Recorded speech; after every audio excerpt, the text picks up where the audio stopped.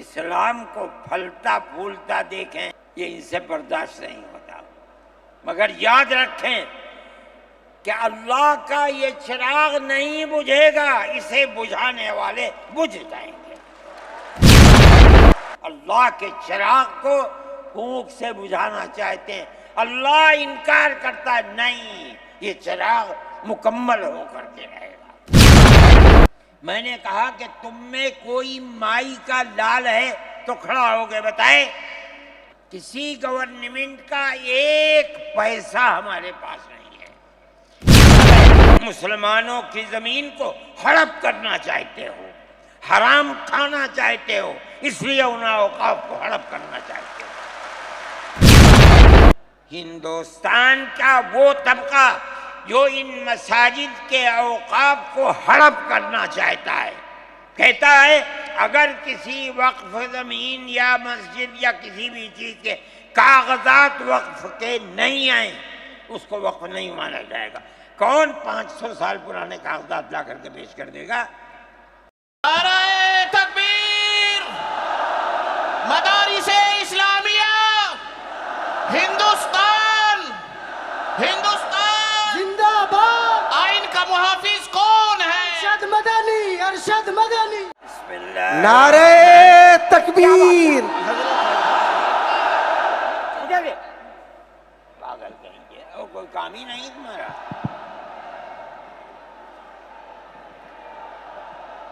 بسم اللہ الرحمن الرحیم۔ الحمد للہ نحمدہ ونستعینہ ونستغفرہ ونؤمن به ونتوکل علیہ ونعوذ باللہ من شرور انفسنا ومن سیئات اعمالنا من يهده الله فلا مضل له ومن يضلله فلا هادي له ونشهد أن لا إله إلا الله وحده لا شريك له ونشهد أن سيدنا ومولانا محمدا عبده ورسوله أما بعد، مسلم پرسنل لا بورڈ کے صدر محترم اور یہ جمع غفیر لاکھوں آدمی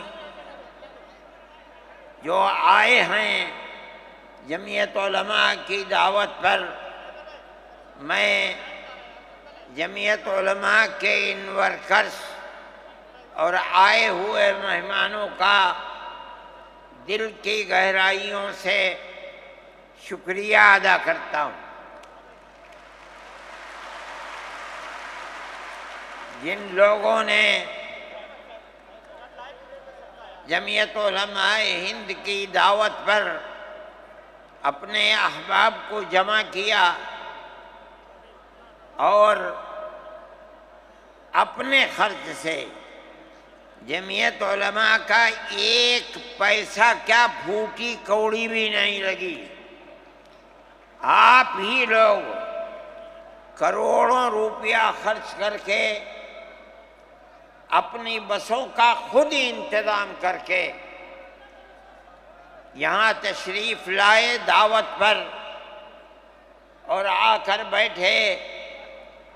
جمعیت علماء ہند کے خدام کے دل میں اس کی بڑی قدر ہے۔ اللہ آپ حضرات کو اس کا بہتر بدلہ عطا فرمائے۔ میرے محترم بزرگوں، آج ہی کا مسئلہ یہ نہیں ہے۔ جمعیت علماء ہند کی ایک تاریخ ہے اور ایسی تاریخ ہے اپنے اس ملک کے لیے جو کسی دوسری ہندو مسلم پارٹی کے پاس نہیں ہے۔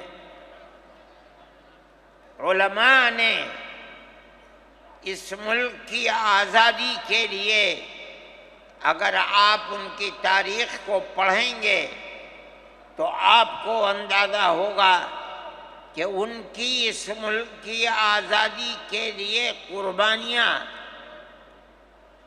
150 سالہ قربانیاں ہیں۔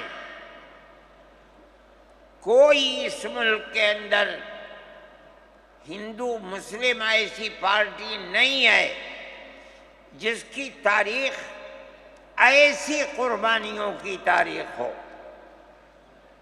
حضرت شاہ عبدالعزیز صاحب محدث دہلوی نے 1803 میں آواز بلند کی تھی کہ ہمارا ملک غلام ہو گیا، اس غلام ملک کو آزاد کرانا اس ملک میں بسنے والے ہر مسلمان اور ہر شخص کا فرض ہے۔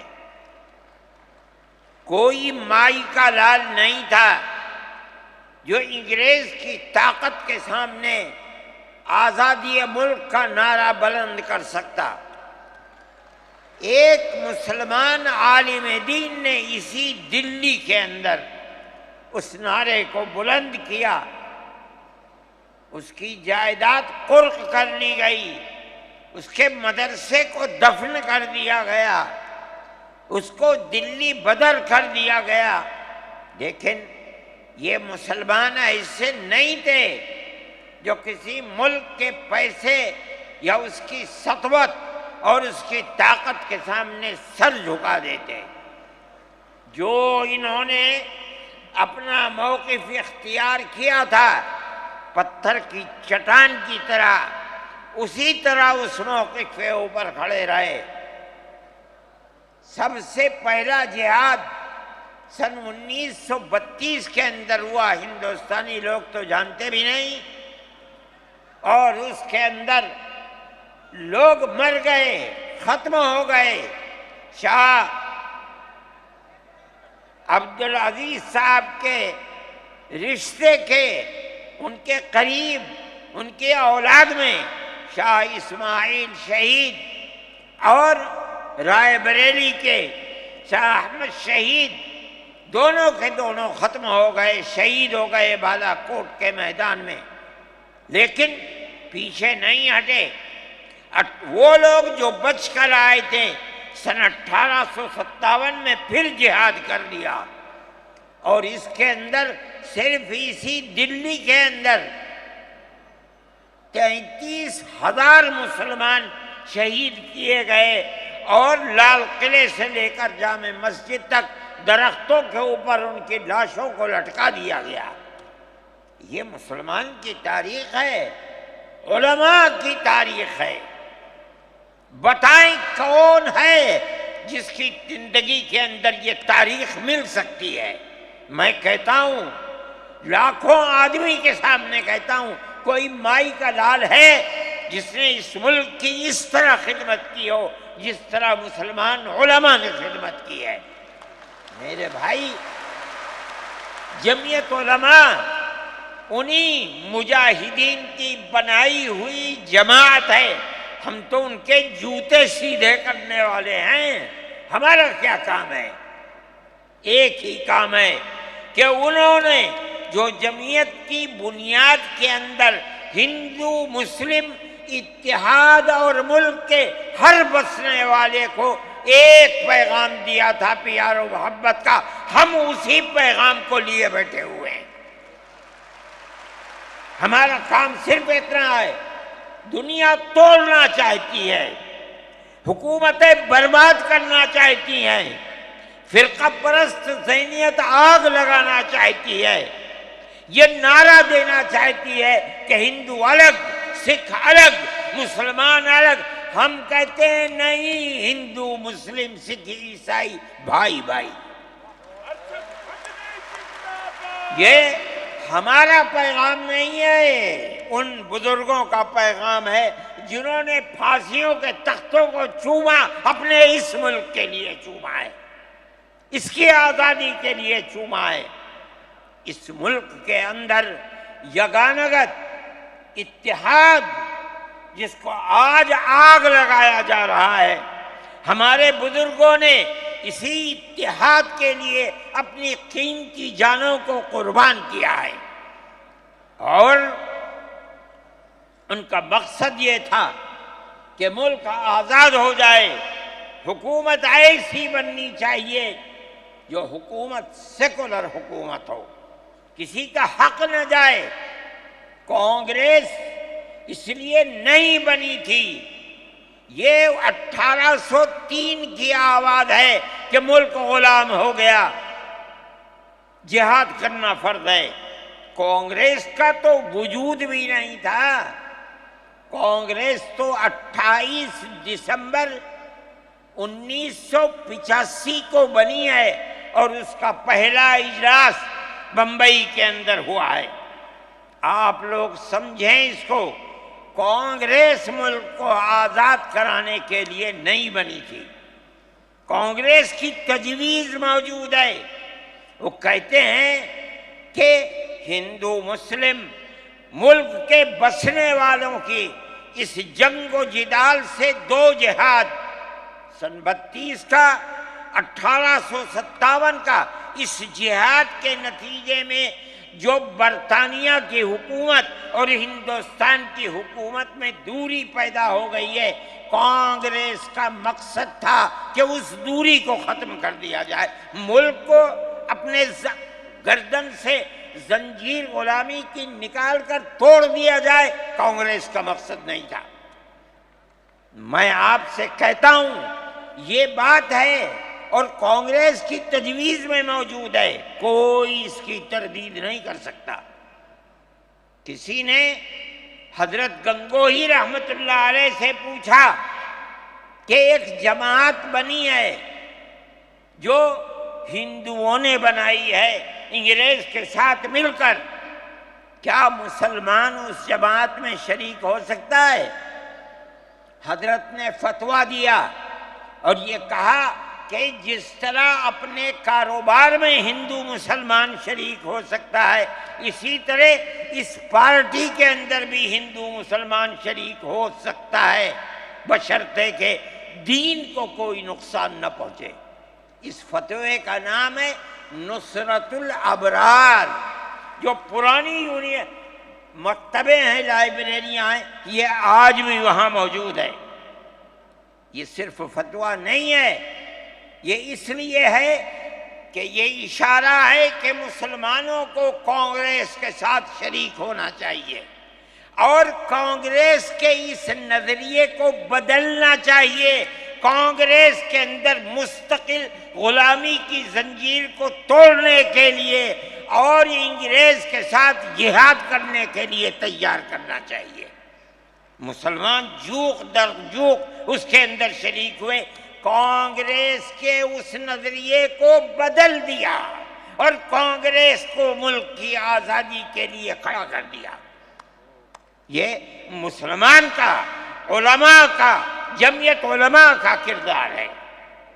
کوئی مانے نہ مانے، تاریخ میں لکھی ہوئی چیزیں ہیں، ہم سے پوچھے ہم وہ تاریخ کی لکھی ہوئی چیزیں لیں گے۔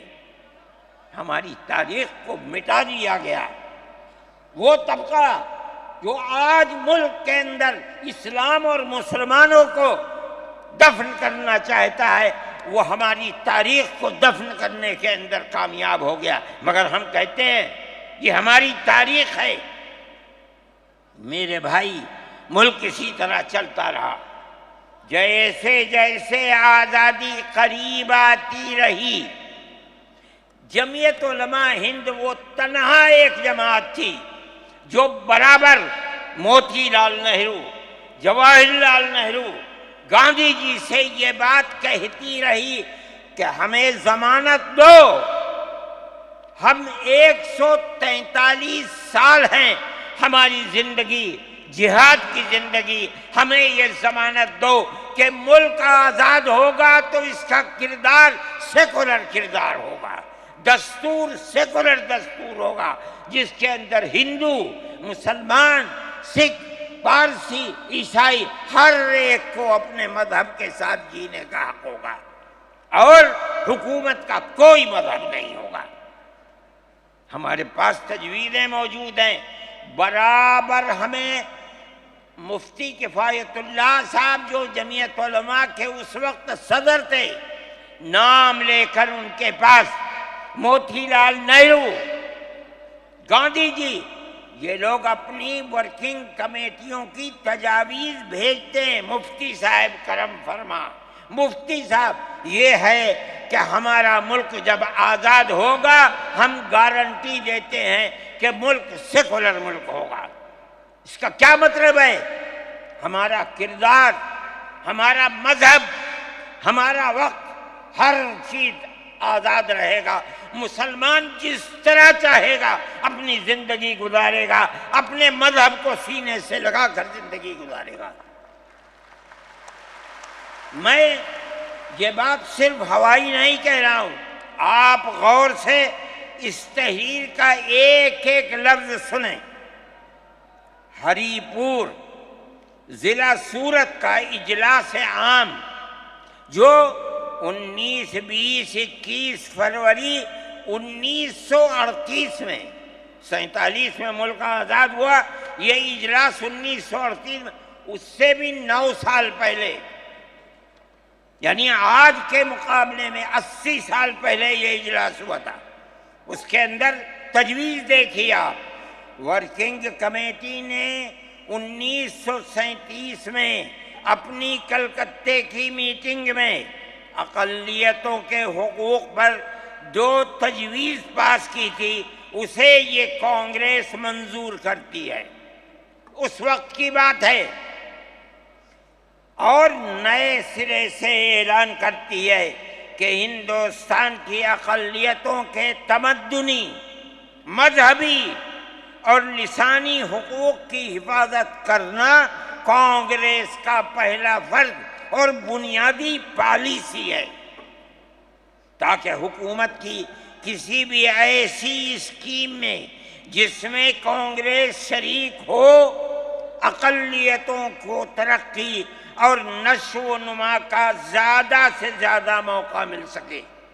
آپ الفاظ پر غور کیجئے، اور وہ قوم کی سیاسی، اقتصادی اور کلچرل زندگی میں پورا حصہ لے سکے۔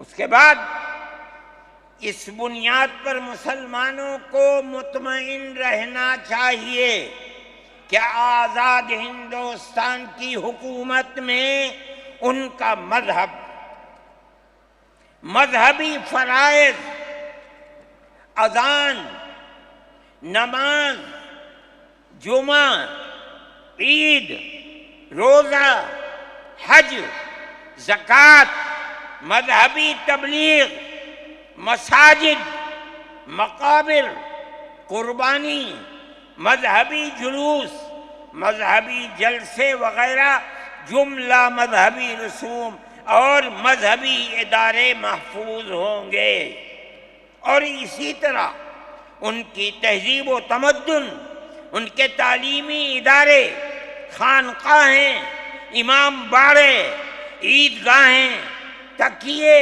کربلائیں، آثار قدیمہ، اوقاف وغیرہ سب محفوظ ہوں گے، اور اسی طرح ان کی زبان، ان کی شاعری، رسم الخط وغیرہ سب کے سب آزاد اور محفوظ ہوں گے، کسی پر کوئی رکاوٹ اور قید نہ ہوگی۔ جو میں آپ سے کہہ رہا ہوں، آپ دیکھیے، یو پی کانگریس کا شائع کردہ election board, National Herald Press, Lucknow, 1946 کے اندر، شاید 10 فروری ہے جو میں نے نقل کیا ہے، وہ مٹا ہوا تھا، اس کے اندر یہ بلیٹن شائع ہوا ہے۔ میں کہتا ہوں کہ ہندوستان کی جمعیت علماء کے بار بار کھچوکے لگانے پر وعدہ کرو کہ ملک سیکولر ملک ہے، وہ وعدہ کرتے چلتے ہیں۔ میں آج آپ سے پوچھتا ہوں کہ اس میں سب سے پہلی چیز ہے کہ مسلمانوں کا مذہب اور مذہبی فرائض محفوظ رہیں گے۔ آج میں پوچھتا ہوں، ملک کی آزادی کو 70-80 سال ہو رہے ہیں، بتائیے کیا محفوظ ہے مسلمانوں کا؟ آپ مذہب محفوظ ہے مسلمانوں کا؟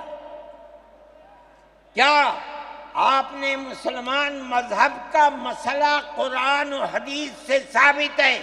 آپ جو کچھ کر سکتے تھے آپ نے نکاح اور طلاق کے اندر کر دیا، مذہب کا محفوظ ہے۔ آپ کی حکومت اتراکھنڈ میں ہے، آپ یکساں سول کوڈ، یعنی کوئی تعلق مسلمان کا مذہب سے نہیں ہوگا، گورنمنٹ جو قائم کرے گی اس کے اوپر مسلمان کو چلنا ہوگا۔ کہاں کا سیکولرزم ہے؟ کیا مسلمان اس پر اطمینان کر سکتا ہے؟ آپ کی زندگی اور آپ کی حکومت کا بنیادی ناپاک پتھر یہ ہے کہ مسلمان کو اپنے مذہب سے آپ دور کر دیں۔ کیا آپ اسے قبول کریں گے؟ یہ آج کی حکومت کا یہ مسئلہ ہے۔ مذہبی فرائض کہاں کے آپ زندہ رہ گئے؟ آج آپ نے مسئلہ بنایا ہے کہ اتراکھنڈ کی ریاست اور شہروں کے اندر مسلمان جو 50 سال سے آباد ہے، آباد بھی نہیں رہ سکے گا۔ یہ آپ کا کردار ہے، یہ تصویر ہے اور ناپاک تصویر ہے، ہم کہتے ہیں۔ جس تصویر کو آپ پیش کر رہے ہیں یہ تصویر سیکولر دستور کی تصویر نہیں ہے۔ ہمارا آج کا یہ کنونشن سیکولر دستور کی حفاظت کے لیے ہے۔ کہاں ہے جی؟ کیا کر رہے ہو؟ اس ملک کو، ملک میں رہنے والوں کے لیے جہنم بنا رہے ہو۔ جمعیت علماء اس کو قبول نہیں کرتی۔ ہم تو کہہ رہے ہیں اس بات کو، کسی کی زبان اٹھتی ہو یا نہ اٹھتی ہو، لیکن ہم کہتے ہیں کہ جو ہو رہا ہے وہ ملک کو آگ لگانے کے لیے، دستور کو آگ لگانے کے لیے ہو رہا ہے۔ جمعیت علماء اسے قبول نہیں کرے گی۔ اگر جمعیت علماء نے اس بدترین حکومت جو یہ کہتی تھی کہ ہماری حکومت میں سورج نہیں ڈوبتا، جمعیت علماء نے کبھی اس کے سامنے سر نہیں جھکایا، اس کے بعد ہم کس کے سامنے سر جھکائیں گے؟ ہمارا سر صرف ایک اللہ کے سامنے جھکتا ہے اور کسی کے سامنے نہیں جھکتا۔ میرے بھائی، آپ ایک اس کو لیتے ہیں، میں کہتا ہوں اے کل بیٹھ جا، آپ کیا کہتے ہیں؟ اس کے اندر جہاں ہے وہاں اسی طریقے سے اوقاف وغیرہ سب محفوظ ہوں گے۔ اوقاف محفوظ ہیں، یہ آپ کے سامنے حضرت مولانا بیٹھے ہوئے ہیں، تقریر کی ہے۔ اوقاف کو ہڑپنا چاہتے ہیں۔ ہماری مسجدیں اسی دلی کے اندر 400 500 سال کی مسجدیں ہیں، جس میں جمعیت علماء کا دفتر بنا ہوا ہے، عبد النبی اکبر کے زمانے کی مسجد ہے۔ اور کتنی مسجدیں ہیں جن کے پاس اوقاف، اللہ اکبر، لاکھوں کروڑ کے اوقاف ہیں۔ جونپور میں جا کر کے دیکھو کیسی مسجدیں ہیں، دلی کے قرب و جوار میں دیکھو کتنی بڑی بڑی مسجدیں ہیں۔ ہندوستان کا وہ طبقہ جو ان مساجد کے اوقاف کو ہڑپ کرنا چاہتا ہے، کہتا ہے اگر کسی وقف زمین یا مسجد یا کسی بھی چیز کے کاغذات وقف کے نہیں آئیں اس کو وقف نہیں مانا جائے گا۔ کون 500 سال پرانے کاغذات لا کر کے پیش کر دے گا؟ قانون یہ تھا کہ جو مسجد بنی ہے، جو وقف پر بنتی ہے وہ وقف ہے۔ آپ کو کیا درد ہے کہ آپ اس وقف کو ختم کرتے ہیں؟ اس کا مطلب ہے مسلمانوں کی زمین کو ہڑپ کرنا چاہتے ہو، حرام کھانا چاہتے ہو، اس لیے ان اوقاف کو ہڑپ کرنا چاہتے ہو۔ ہم اس کو قبول نہیں کرتے۔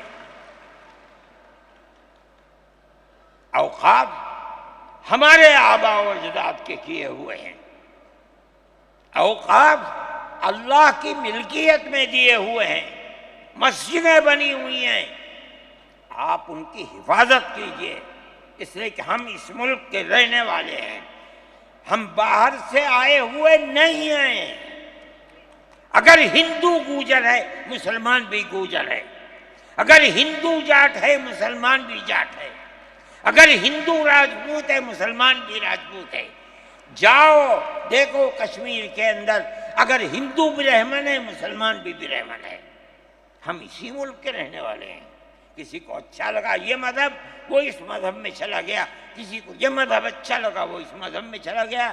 کیا مذہب کی بنیاد پر اس ملک کے اندر آپ ہمیں جینے کا حق نہیں دیں گے؟ ہم اپنے جینے کا حق کو لیں گے۔ آپ نے جس سیاست کو اختیار کیا، آپ 2 الیکشن پہلے دیکھیے کس قوت کے ساتھ بی جے پی آئی تھی۔ آپ نے جس پالیسی کو اختیار کیا، سیکولرزم کو آگ لگانی چاہیے، اس کا نتیجہ اس الیکشن میں کیا ہوا؟ بی جے پی ہار گئی۔ میں کہتا ہوں کہ اگر چندرا بابو نائیڈو کی بیساکھی نہ ہوتی اور ادھر نتیش کمار کی بیساکھی نہ ہوتی تو بی جے پی گورنمنٹ نہیں بنا سکتی تھی۔ کیوں ہوا؟ وہ جو 14 سال پہلے اتنی قوت کے ساتھ آئی تھی کہ لگتا تھا کسی دوسری جماعت کا چراغ ہی نہیں جل رہا ہے، وہ چراغ آج بجھ کیسے گیا؟ اس پالیسی کی وجہ سے۔ ملک کی پالیسی اگر بھائی بھائی کی ہوگی ملک زندہ رہے گا۔ ایک باپ کی اولاد 5 4 3 اگر پیار و محبت کے ساتھ رہیں گے وہ گھر آباد رہے گا، اگر دشمنی ہوگی سب برباد ہو جائیں گے۔ ہماری یہ پالیسی ہے کہ ہندو مسلمان سکھ عیسائی سب ایک دوسرے کے ساتھ بھائی بھائی ہیں۔ آپ اس پالیسی کو کیوں مخالفت کرتے ہیں؟ ہم اسی طرح چلتے ہیں۔ جمعیت علماء ہند کا یہی کردار ہے۔ جمعیت علماء ہند آج بھی یہی کرتی ہے۔ میں نے ابھی چند مہینے ہوئے میوات کے اندر لوگ لٹ گئے، پس گئے، ان کو جمع کیا۔ ہم نے ان سب کو 1 لاکھ یا 2 لاکھ روپئے دیے جا کر کے، مسلمان بھی تھے ہندو بھی تھے، ہم نے ان کو دیا، وہ خوش ہو گئے۔ ہم ہر سال تقریباً 1.5 کروڑ روپئے دیتے ہیں بچوں کو جو پڑھنے والے ہوتے ہیں، جو غریب ہوتے ہیں، اونچی تعلیم کے لیے۔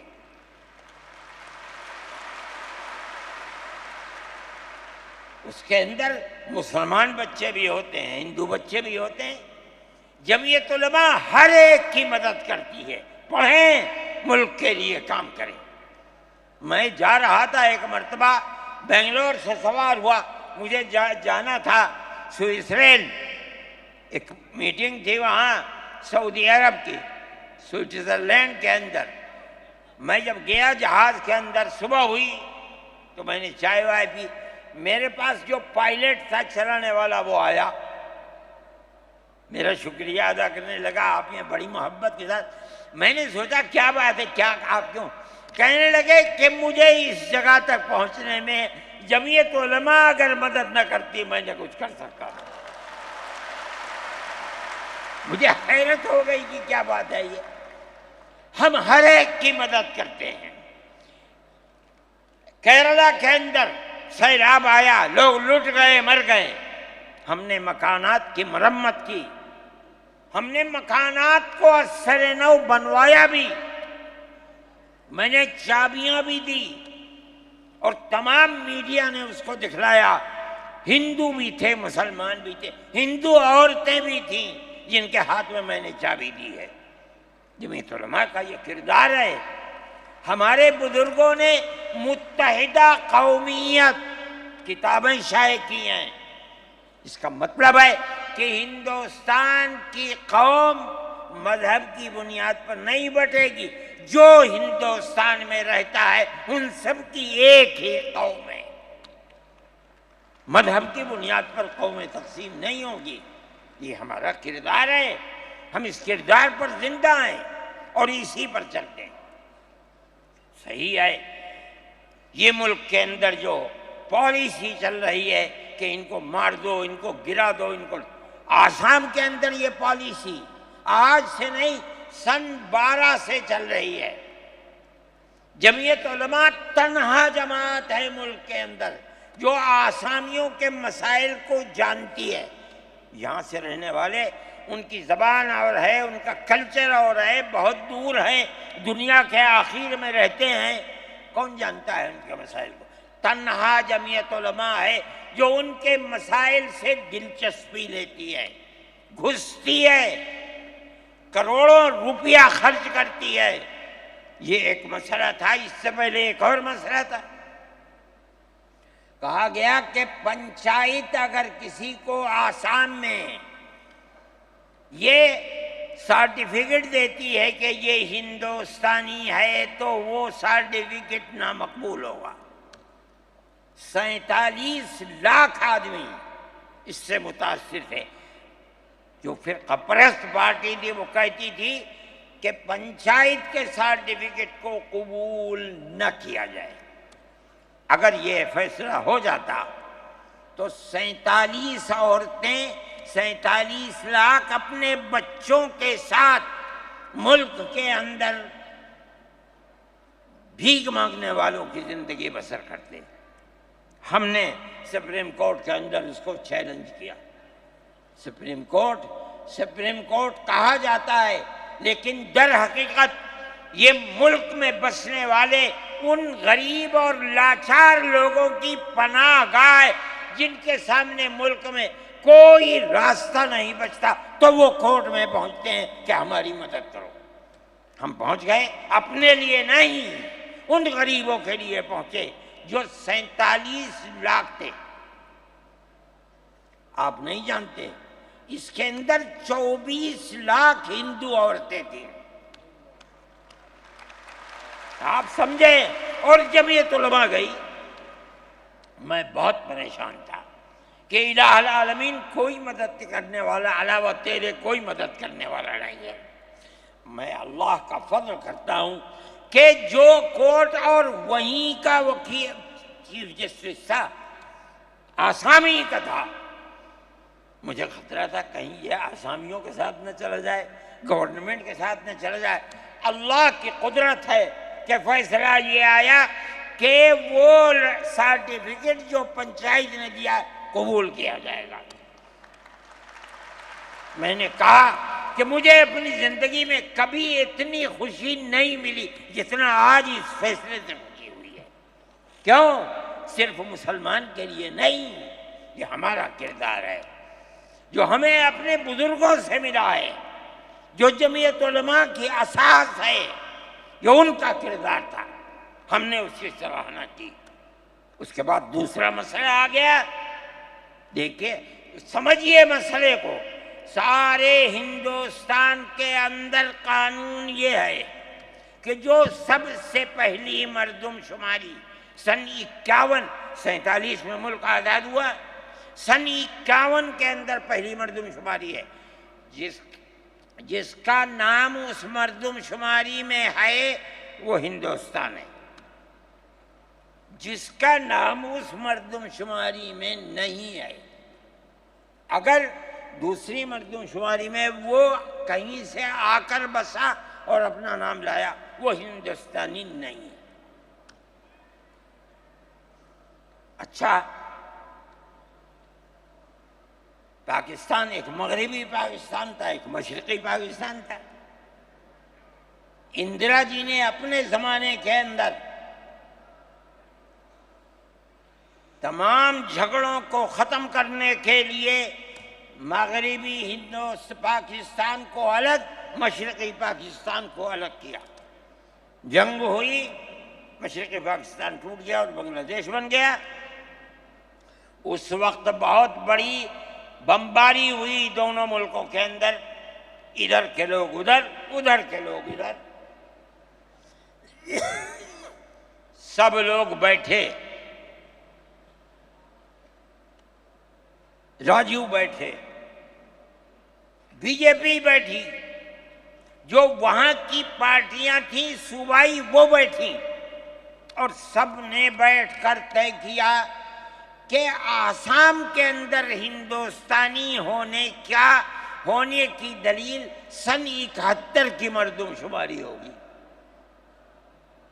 سارے ملک سے الگ، سارے ملک میں مردم شماری میں ہندوستانی ہونے کے لیے 51 کی ہے، مگر سب پارٹیوں کے دستخط ہیں اس کے اوپر. آسام کے اندر 51 نہیں 71 ہوگی. اب آپ دیکھیے جو فرقہ پرست، اور میں کہتا ہوں ببانگ دہل کہتا ہوں کہ آسام کے چیف منسٹر کا کردار بدبودار کردار ہے، خراب کردار ہے، مسلمان کو دفن کرنے کا کردار ہے. وہ یہ کہتا ہے کہ آسام کے سوا آسام کے اندر مردم شماری 71 نہیں، جیسے سارے ہندوستان میں 51 ہے، اسی طرح آسام کے اندر بھی 51 ہوگی. آپ سمجھتے ہیں اس کا اثر؟ آج اس کا اثر یہ ہوگا کہ اگر 71 ٹوٹ جائے اور 51 پر آ جائے تو آسام کے اندر 1.5 کروڑ بچے اور بڑے سب ہندوستان سے باہر ہو جائیں. کہاں جائیں گے؟ صرف مسلمان کی مخالفت، کھانا ہضم نہیں ہوتا ہے بغیر مسلمان کی بربادی کے. کوئی نہیں تھا، تنہا جمعیت علماء تھی. اس کے اندر بڑا کردار ہے مولانا مشتاق انور کا، جو جمعیت علماء آسام کے صدر ہیں. وہ میرے ساتھ شانہ بشانہ کھڑے رہے اور 12 سال سے زیادہ مقدمہ لڑا. کروڑوں روپیہ اس کے اوپر خرچ کیا گیا. یہ خدا کی قدرت ہے. آج آیا تو یہ طے کر دیا گیا کہ 51 نہیں، آسام میں 71 ہی بنیاد بنے گا. اس کا کیا مطلب ہے کہ آپ نے آسام کی 80 لاکھ کی آبادی کو زندہ کر دیا جو موت کے کنارے پر کھڑی ہوئی تھی. مجھے افسوس ہے کہ لوگوں کا یہ قول مجھ تک پہنچا ہے کہ کسی نے آسام کے چیف منسٹر سے یہ بات کہی کہ اب کیا ہوگا، کہنا ہماری صحت پر کوئی اثر نہیں پڑتا ہے. کیا مطلب ہے؟ ہم آسام میں مسلمانوں کو چین کا سانس نہیں لینے دیں گے. دیکھیں کب تک چلتے ہیں. اگر جمعیت علماء زندہ ہے اور اللہ نے ہمیں زندہ رکھا، ہم دیکھیں گے کہ کیا کرتے ہیں. ہم زندہ ہیں. میرے بھائی، یہ جمعیت علماء کا کردار ہے، ہم اس کے پیچھے چلتے ہیں. جمعیت علماء زندہ باد، مدنی زندہ باد.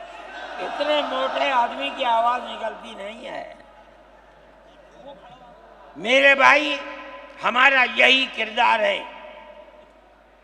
ہم ان مسلمانوں کی مدد کرتے ہیں جو مسلمان مصیبت کا شکار ہیں. یہ فرقہ پرست ذہن جس کا میں ذکر کر رہا ہوں ہر جگہ موجود ہے، ہر وقت موجود تھا. آج یہ زیادہ ہے، پہلے اتنا نہیں تھا. ہر جگہ مسلمان کے لیے، جوانوں کے لیے مصیبت کا شکار ہے. خاص طور پر ہم سے لوگ کہتے ہیں کہ تم ان کے مقدمات کو کیوں لڑتے ہو؟ کہتے ہیں تم دہشت گردوں کی پناہ گاہ ہے جمعیت علماء. یعنی ان کا مفروضہ یہ ہے کہ جتنے لوگوں پر الزام لگا ہے دہشت گردی کا، وہ سب کے سب حقیقت دہشت گرد ہیں. اور جمعیت علماء ان دہشت گردوں کی، ملک ویرودھیوں کی جمعیت علماء مدد کرتی ہے. مجھ سے بھی یہ بات کہی. میں نے کہا کہ تم میں کوئی مائی کا لال ہے تو کھڑا ہو کے بتائے. جمعیت علماء لوور کورٹ نے پھانسی کی سزا دے دی گجرات کے اندر. ہائی کورٹ میں پہنچے، انہوں نے پھانسی کی سزا دے دی. ہم اس کیس کو لے کر، اس کے اندر ہندو بھی تھے، مسلمان بھی تھے، سپریم کورٹ میں آئے. سپریم کورٹ میں ہم نے مقدمہ لڑا اور سپریم کورٹ نے انہیں سب کو باعزت بری کر دیا. میں نے کہا کہ کسی ملزم کے لیے گورنمنٹ ہندوستان کی حکومت نے حق دیا ہے کہ مقدمہ لڑو. اگر کوئی غیر ملکی ہندوستان کے اندر پکڑا جائے، اپنے مدعا کو پیش کرنے کے لیے گورنمنٹ اس کو وکیل دیتی ہے. ہم نے کیا جرم کیا ہے؟ ہم انہیں وکیل دیتے ہیں لڑنے کے لیے، بہتر سے بہتر وکیل دیتے ہیں. ہم کہتے ہیں کہ لڑو مقدمہ، تاکہ دودھ کا دودھ پانی کا پانی الگ الگ ہو جائے. مقدمہ لڑے اور سپریم کورٹ کہتی ہے کہ جھوٹا الزام تھا، جھوٹ ہے جھوٹ ہے جھوٹ ہے. ملک کے اندر فرقہ پرستی ہے، دشمنی ہے، ہر طبقے کے اندر ہے.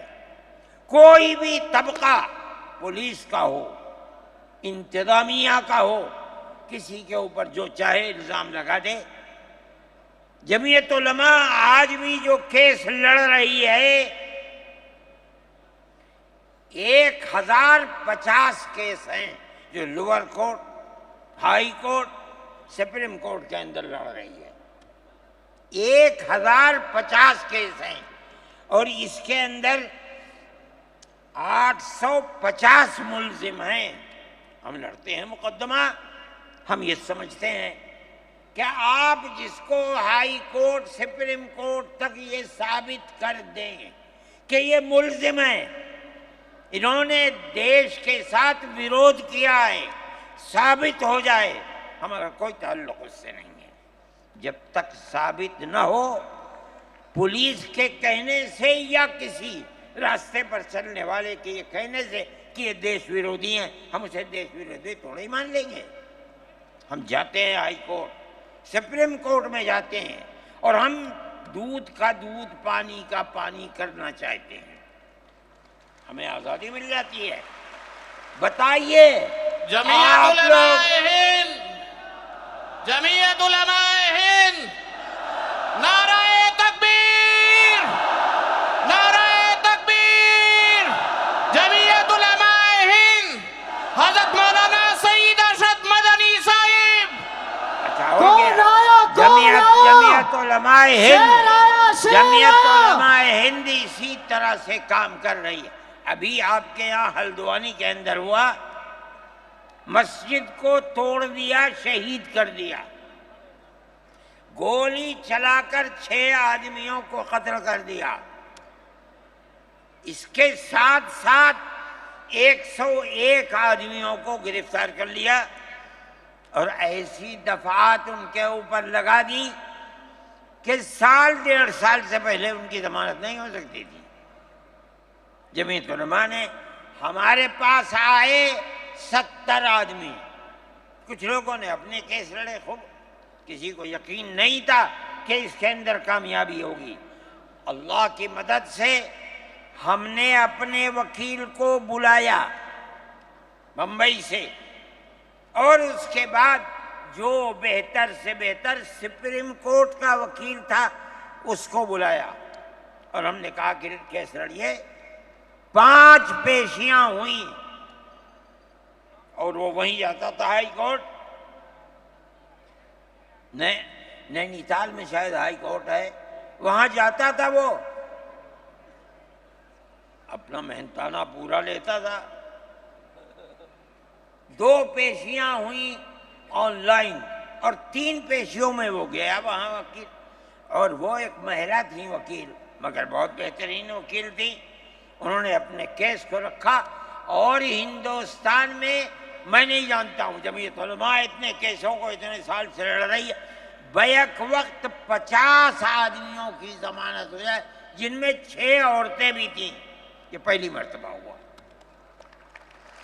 ہم یہ سمجھتے ہیں کہ یہ ہماری بہت بڑی کامیابی ہے، اللہ کا انعام ہے، اس کا فضل ہے. ہم لڑ رہے ہیں اسی طریقے کے اوپر.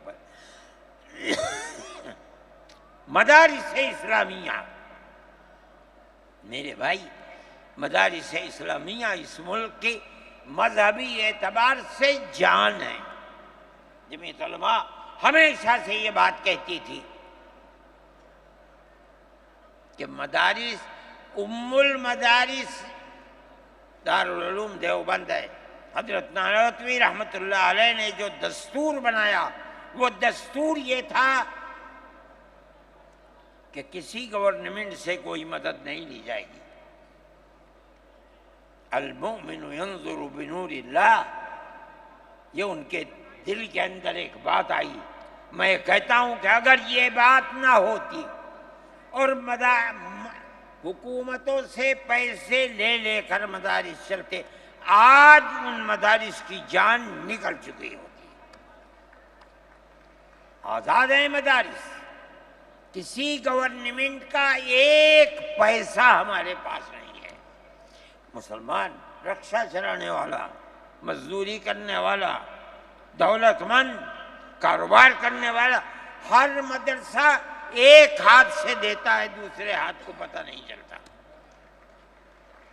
اللہ کا فضل ہے، اسی طرح مدارس دین کی خدمت کر رہے ہیں۔ ہم یہ سمجھتے ہیں کہ دین کی بقا ہندوستان کے اندر، اس کے اندر بنیادی کردار مدارس اسلامیہ کا ہے۔ لوگ کہتے ہیں تبلیغ کا ہے، میں کہتا ہوں ہاں تبلیغ کا بھی ہے، اصل کردار مدارس اسلامیہ کا ہے۔ ارے بھائی مولانا الیاس صاحب رحمۃ اللہ علیہ نے تبلیغ کی بنیاد رکھی، کہاں کے تھے؟ مدرسوں سے پڑھ کر کے نکلے تھے۔ مولانا یوسف صاحب نے کام کیا اپنے باپ کے طریقے پر، کہاں سے نکلے؟ مدرسے سے پڑھ کر کے نکلے تھے۔ مولانا چلے گئے، مولانا انعام صاحب، پھر اس کے بعد مولانا اظہار صاحب۔ آج دیکھ لیجئے جو بچے کام کر رہے ہیں وہ سب مدرسوں سے پڑھ کر کے، ان کی اولاد بھی مدرسوں کے اندر پڑھ رہے۔ اصل کردار دنیا کے اندر، ہندوستان میں نہیں، چاہے جہاں دنیا میں چلے جاؤ، اصل کردار مدارس اسلامیہ کا ہے۔ اگر کسی روئے زمین میں آج کہیں کوئی مسلمان اللہ کہتا ہے، میں سمجھتا ہوں دیکھ لو کہیں نہ کہیں کسی مدرسے سے جڑا ہوا ہوگا۔ نعرہ تکبیر! مدارس اسلامیہ ہندوستان! ہندوستان! زندہ باد! آئین کا محافظ کون ہے؟ ارشد مدنی، ارشد مدنی، آئین کا میں یہ محافظ کہتا ہوں کون ہے؟ ارشد مدنی، میرے ارشد بھائی، مدنی۔ مدارس اسلامیہ کا یہ کردار ہے۔ اسلام کو پھلتا پھولتا دیکھیں، یہ ان سے برداشت نہیں ہوتا، مگر یاد رکھیں کہ اللہ کا یہ چراغ نہیں بجھے گا، اسے بجھانے والے بجھ جائیں گے۔ نعرہ تکبیر! آج سے نہیں 1400 سال سے اسلام کی یہی تصویر ہے کہ یطفئون نور اللہ بافواہہم ویأبی اللہ الا ان یتم نورہ۔ اللہ کے چراغ کو پھونک سے بجھانا چاہتے ہیں، اللہ انکار کرتا ہے نہیں، یہ چراغ مکمل ہو کر کے رہے گا۔ میرے بھائی فرقہ پرست ذہنیت جو کرنا چاہتی ہے، اللہ چاہے گا تو یہ نہیں ہوگا۔ مسلمان اسی ماحول کے اندر زندہ ہے، زندہ رہے گا، اور اسی طرح اس ملک کے اندر اس ملک کے اندر بھی اسلام کا چراغ چلتا رہے گا۔ میرے بھائی میں یہ باتیں اس لیے کہہ رہا ہوں کہ آپ کے اندر حوصلہ ہونا چاہیے، لیکن امن و امان کو مت جانے دیجیے۔ مسلمان مر جائے ٹھیک ہے، مگر امن و امان ختم نہیں ہونا چاہیے۔ میں نے ٹھیک ہے اسلام کو نہیں مانتا آدمی، اللہ کو نہیں مانتا، اللہ کو برا بھلا کہتا ہے۔ ہمارے آقا ہمارے سر اور آنکھوں پر ان کے جوتے ہیں، ہم ان کو اللہ کے بعد دوسری شخصیت سمجھتے ہیں۔ جو نہیں مانتا وہ ان کو برا بھلا کہتا ہے، کہے، لیکن نقض امن کے لیے کہے، ہم یہ سمجھتے ہیں کہ ہندوستان کے قانون کے خلاف ہے۔ یہ فرقہ پرستی ہے کہ اس کو تو نظر بند کر دیا جائے، کسی جگہ چھپا دیا جائے، اور وہ جو احتجاج کریں ان سے جیلوں کو بھر دیا جائے۔ ہم سمجھتے ہیں کہ یہ خود ایسا کرنے والوں کی فرقہ پرستی ہے، ہم اس کو قبول نہیں کرتے۔ اس لیے میرے بھائی، آنے والے دنوں کے اندر یہ بات طے ہوگی کہ اس سلسلے کے اندر کیا کیا جائے۔ ہم اس کو نقض امن سمجھتے ہیں۔ آپ ایسا کرنے والوں پر نقض امن کی بنیاد نہ بنائیں، اور وہ جو گھروں سے باہر نکلے ان پر نقض امن کی بنیاد۔ آج بنگلور کے اندر جو یہ واقعہ 3 سال پہلے ہوا تھا، جو کرنے والا تھا وہ آزاد پھر رہا ہے، اور میں سمجھتا ہوں کہ 63 یا 64 لوگ 3 سال سے جیلوں کے اندر پڑے ہوئے ہیں، صرف اس لیے کہ جو نقض امن کرنے والا ہے اسے تو آپ نے آزاد چھوڑ دیا، اور جو احتجاج کرنے والے تھے ان سے آپ کو جیل میں بھر دیا۔ ہم اس چیز کو اس ملک کے امن کے خلاف سمجھتے ہیں۔ میرے بھائی، بلڈوزر چلانا یہ بھی ایک چیز تھی۔ آپ قانون کے خلاف ہونے پر بلڈوزر چلاتے ہیں، چاہے ہندو کا گھر ہو، چاہے مسلمان کا گھر ہو، چاہے عیسائی کا گھر ہو، ہم اسے بھی برا سمجھتے ہیں۔ آپ نوٹس دیجئے، چند دن کی مہلت دیجئے، کل آپ نے نوٹس لگایا آج لگا دیں، خراب ہے۔ لیکن آپ دیکھ لیجئے 95% گھر مسلمانوں کے ہیں، پوری روڈ کے اوپر، جہاں مکانات کہتے ہیں کہ اپنی جگہ سے بڑھے ہوئے ہیں، مسلمانوں کے بھی ہیں، ہندوؤں کے بھی مکانات ہیں۔ آپ صرف مسلمان کے مکان توڑ دیں، پھر دوسری مصیبت کیا ہے کہ اس مکان کے اندر مان لیجئے بوڑھے ماں باپ رہتے ہیں، جس کو آپ نے پکڑا ہے، کوئی غلطی ہوئی ہے، اس کے بیوی اور بچے رہتے ہیں اس مکان میں، غلطی اس ایک آدمی سے ہوئی، آپ پورے مکان کو گرا دیں، ماں باپ کہاں جائیں گے؟ ایسے مکانات کو گرا دیا جس میں وہ کرائے پر رہتے تھے، وہ ان کا مکان بھی نہیں، آپ نے گرا دیا۔ ہم اس کے خلاف، ہم یہ سمجھتے ہیں کہ گورنمنٹ کا یہ عمل ملک کے دستور اور آئین کے خلاف ہے۔ اس لیے جمعیت علماء ان تمام چیزوں کے اوپر نکیر کرتی ہے، اور ہم یہ سمجھتے ہیں کہ اگر یہ ملک زندہ رہے گا تو اخوت و ہمدردی اور پیار و محبت کے ساتھ زندہ رہے گا۔ جمعیت علماء کی یہ پالیسی ہے، ہم سب کو ساتھ لے کر چلتے ہیں، کسی کی مخالفت نہیں۔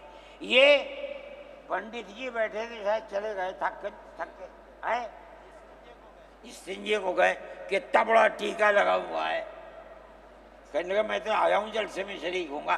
میں نے کہا کوئی دیکھے گا تو کیا کہے گا؟ لگا جی کہنے دے جو چاہے کہے، میرے تعلقات سب سے ہیں، میں ہر ایک سے اپنے تعلقات، چاہے کوئی ہندو ہو چاہے مسلمان ہو، میں نے اپنے بچپن میں دیکھا ہے کہ حضرت رحمۃ اللہ علیہ کے پاس ہندو بھی آتے تھے، مسلمان بھی آتے تھے۔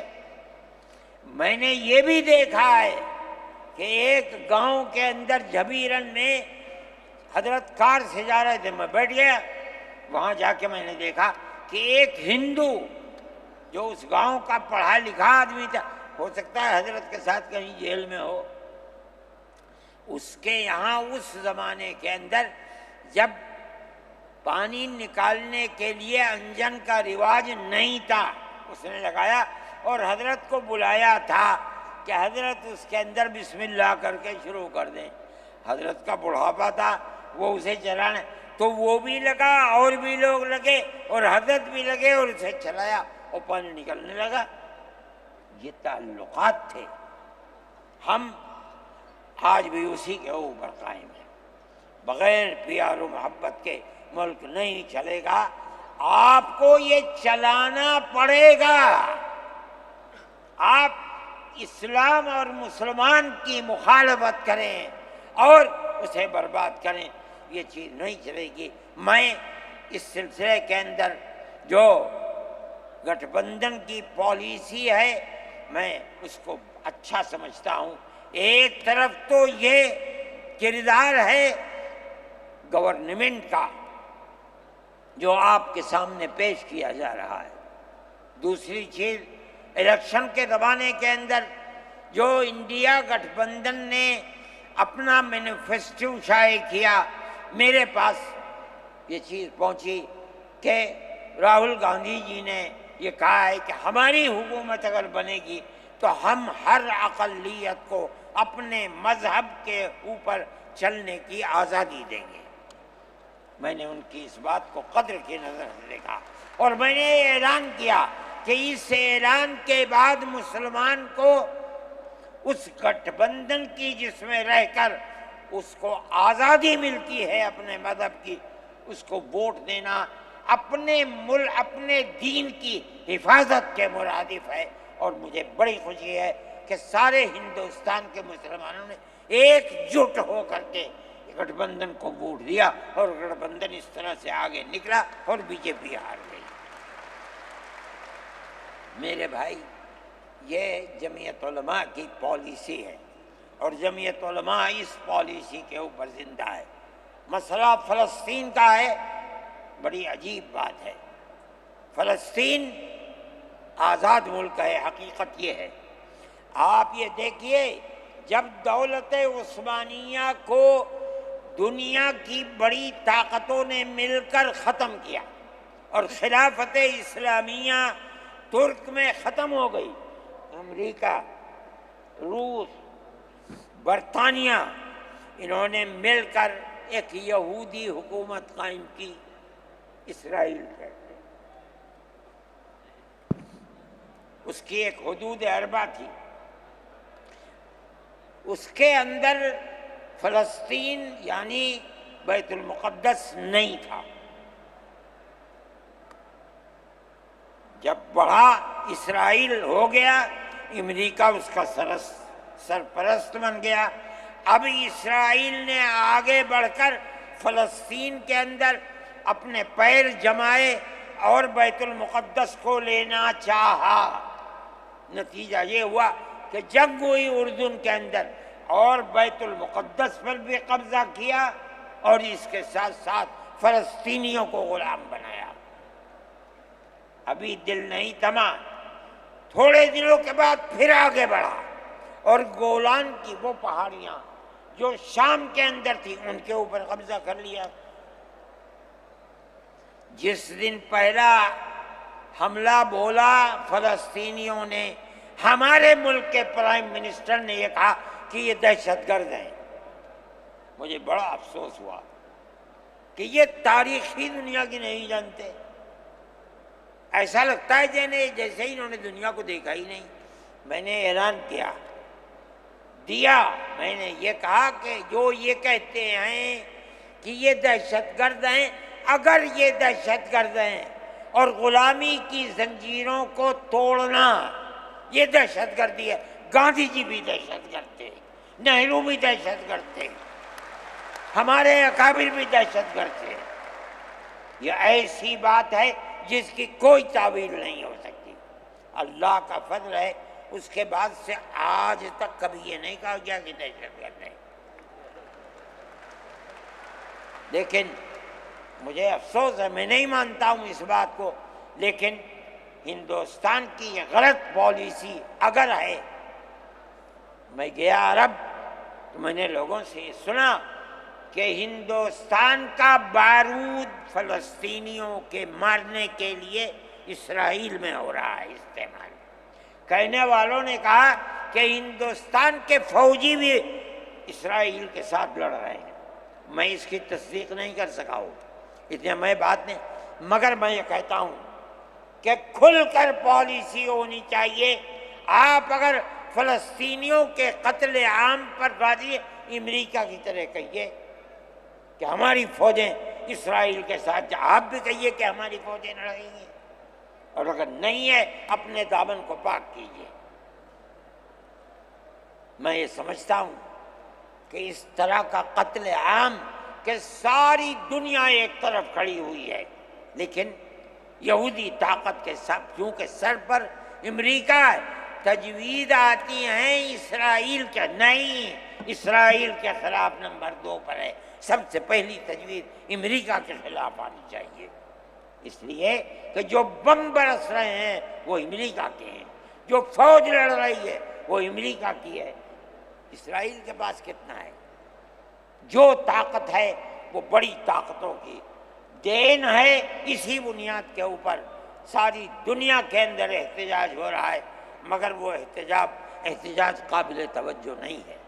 جمعیت علماء ان مسائل کو سمجھتی ہے، ہم نے اپنی بات آپ سے کہی ہے، مسلمان اپنے نظریات، اپنے خیالات کو صحیح کرے اور اس نہج کے اوپر چلے۔